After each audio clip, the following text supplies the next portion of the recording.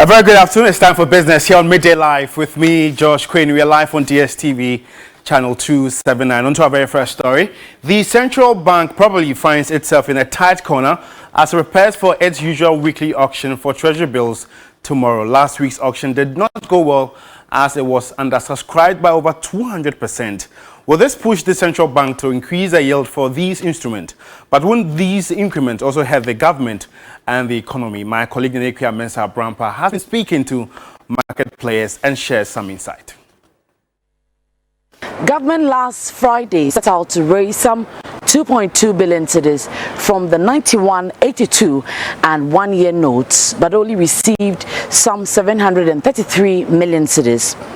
With February inflation high at 15.7%, which is above the 91 and 82 Treasury bill rate of between 14.1 and 14.5%, it is obvious that many will not find these instruments attractive.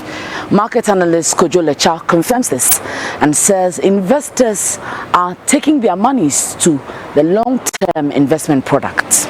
On the secondary bond market, yields are higher, right?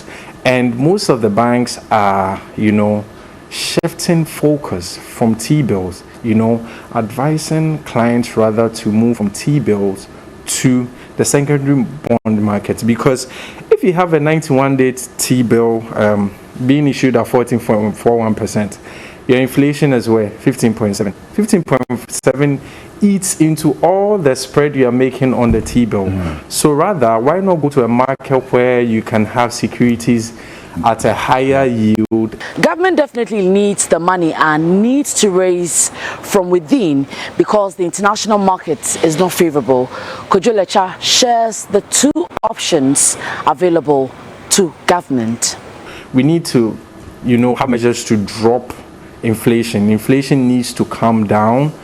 There's that, or then we need to increase the yields at which our T-bills are being issued. By doing that, that's extra cost for government. Exactly. So it's a dicey situation. But these options have serious implications. As Gov't rightly said, increasing the yield or interest rates on the Treasury bill will mean that government is borrowing at a higher cost.